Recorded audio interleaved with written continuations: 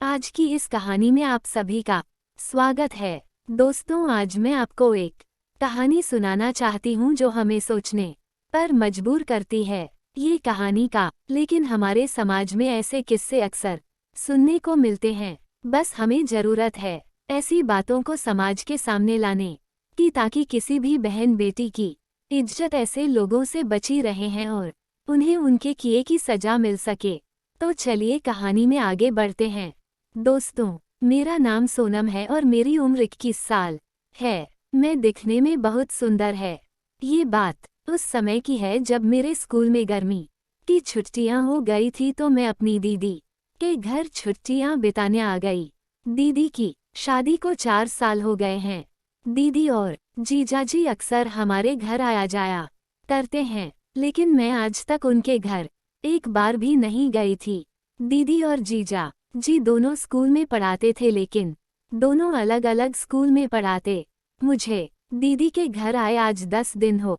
एक दिन मैं घर पर अकेली थी तो जीजा जी अचानक स्कूल से जल्दी वापस आ गए। मैं मोबाइल पर देख रही थी तो जीजा जी मेरे पास आकर बातें करने लगे। पिछले एक हफ्ता में मैं जीजा जी के साथ काफी घुल मिल गई थी। तब अचानक जीजा ने मुझसे पूछा कि क्या तुम्हारा कोई बॉयफ्रेंड है। मुझे उनकी बात सुनकर हैरानी हुई। थोड़ा सोचने के बाद मैंने कहा अभी तक तो नहीं, लेकिन मेरे दोस्त का एक भाई है जिसे मैं पसंद करती हूँ। तब मैंने देखा उनके चेहरे से हंसी कैसे गायब हो गई थी। उन्होंने बहुत गुस्से भरे अंदाज से पूछा, क्या तुम दोनों ने कभी एक दूसरे के साथ समय बिताया है। इस सवाल से मैं थोड़ा घबरा गई और मैंने बिना कुछ बोले, अब तुम बड़ी हो रही हो, इसलिए तुम्हें भी किसी लड़के के साथ की जरूरत महसूस होती होगी। उनकी इस तरह की बातें सुनकर मेरे दिल की धड़कन फिर मैंने सोचा शायद वह मेरे बारे में और कुछ जानना चाहते हो। तब जीजा जी अपनी जगह से उठकर जाते हुए बोले कि अगर मैंने तुम्हारी दीदी से पहले दिया होता तो मैं तुम्हारी दीदी से कभी शादी नहीं करता।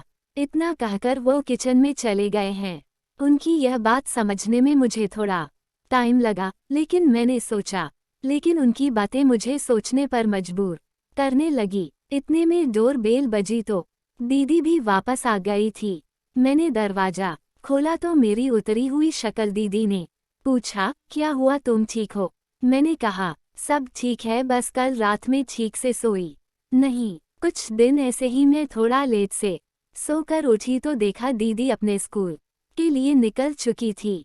फ्री होकर किचन में जाकर अपने लिए चाय बनाने लगे। तभी अचानक जीजा जी पीछे से आए और कसकर मुझे पीछे से पकड़कर अपनी बाहों में ले लिया। उस समय तो मुझे कुछ भी समझ में नहीं आया और डर के मारे मैं तो सुन्न पड़ गई थी और मैं अपनी जगह से हिल भी नहीं पा रही थी। इससे पहले कि मैं कुछ हल दी, उन्होंने मेरे गाल पर एक किस कर लिया। मेरे बदन के हर हिस्से पर अपना हाथ करने लगे। तब मैंने एक गहरी सांस ली और अपने आप को संभाला और उन्हें पीछे की तरफ धक्का देकर खुद से दूर कर दिया। उन्होंने दोबारा मेरे करीब आने की कोशिश की तो मैं जोर जोर से चिल्लाने लगी। उन्होंने अपने एक हाथ से मेरा मुंह बंद कर दिया और दूसरे हाथ से मेरे दोनों हाथ पकड़कर बोले, बहन को या किसी को इसके बारे में कुछ नहीं बताया तो मैं तुम्हारी बहन को तलाक दे दूंगा। मैं इन सब बातों से काफी डर गई थी। मैं नहीं चाहती थी कि मेरी वजह से दीदी का घर बर्बाद, इसीलिए मैंने दीदी को इस घटना के बारे में कुछ भी नहीं बताया। उस रात में ठीक से सो भी नहीं भाई। अगले दिन मेरे जीजाजी और दीदी दोनों स्कूल चले गए हैं। उस रात में अपने कमरे में लेट सोने की कोशिश कर रही थी। तभी मैंने देखा कि कोई मेरे रूम का दरवाजा खोलकर सीधा अंदर आकर मेरे साथ बेड पर लेट गया है। मुझे समझने में 1 मिनट की देर नहीं लगी। यह मेरे जीजा जी की बात याद थी जो उन्होंने मुझसे कहा था। इसी डर की वजह से तो कुछ कर ही नहीं सकती थी, कहीं मेरी वजह से दीदी का घर बर्बाद ना हो जाए। फिर जीजाजी ने मेरे पास आए और बोले, मैंने तुम्हारी दीदी को नींद की दवाई पानी में मिलाकर, इसीलिए वह अब सुबह तक जा नहीं पाई। कि मैंने जीजा जी से हाथ जोड़कर कहा, प्लीज आप मेरे साथ ऐसा ना करो। लेकिन उनके सर पर तो उस समय कुछ और ही सब। उन्होंने मेरी एक नहीं सुनी और मेरे साथ जबरदस्ती करने लगे, जिसके बारे में मैं सोच भी नहीं सकती थी। मेरा पूरा शरीर कांपने लगा। मैं विनती करती रही, नहीं हुआ। मेरे पूरे बदन को चूमने और दबाने के बाद उन्होंने वह काम करना शुरू कर दिया जो मुझे बहुत दुख पहुंचा रहा था। उस दर्द को मेरे लिए बर्दाश्त बहुत मुश्किल है। ऐसा लग रहा था जैसे किसी ने मेरे नीचे लोहा पिघला कर डाल दिया। उनके इस कृत्य से मैं कुछ देर के बाद बेहोश हो गई। जब मेरी आंख खुली तो मेरी जिंदगी बर्बाद हो चुकी थी और मैं पूरी तरह से टूट गई थी। इसके बाद जीजा जी ने इसे रोज का मामूल बना दिया था और मैं बस दीदी की वजह से ये सब बर्दाश्त करने को मजबूर। 1 महीने होने को थी तब तक लगातार ये सिलसिला चलता रहा। फिर एक दिन पता नहीं कैसे दीदी मेरे पास आई और उसने कहा, तुम्हारे और जीजा जी क्या चल रहा है, मुझे सब सच सच बता दो, वरना मैं मम्मी पापा को बुलाकर उनके। ये बात सुनकर मैं काफी घबरा गई और दीदी से पूछा, कैसा सच है। अब दीदी ने कहा कि तुम्हारे और तुम्हारे जीजा जी के लिए ये सब क्या चल रहा है। दीदी की बात सुनकर काफी डर गई और दीदी से गले लगकर रोने लगे।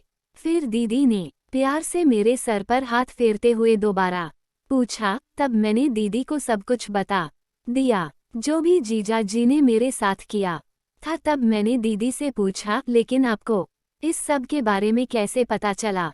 तब दीदी ने बताया कि काफी दिनों से हर सुबह उठने के बाद बहुत कमजोरी महसूस होती थी और वह कोई काम भी ठीक से नहीं कर पा रही थी। फिर वह डॉक्टर के पास गई और डॉक्टर ने करवाए काफी दिनों से लगातार नींद की दवाएं दी जा रही है। अब मैंने तुम्हारे जीजा जी के स्कूल में पता किया तो वहां से पता चला कि तेरे जीजा जी हर रोज किसी न किसी बहाने से छुट्टी लेकर जल्दी से, जिसके बाद दीदी को ये सब समझने में जरा भी देर नहीं लगी। ये सब क्या चल रहा है। दीदी ने उसी वक्त पुलिस को बुला लिया और पुलिस को सब कुछ सच सच बता दिया। रिपोर्ट के आधार पर जीजा जी को गिरफ्तार कर लिया, जिसके कुछ दिनों बाद की दीदी ने जीजा जी को तलाक दे दिया। तो दोस्तों, वीडियो अच्छी लगी हो तो चैनल को सब्सक्राइब जरूर कर देना।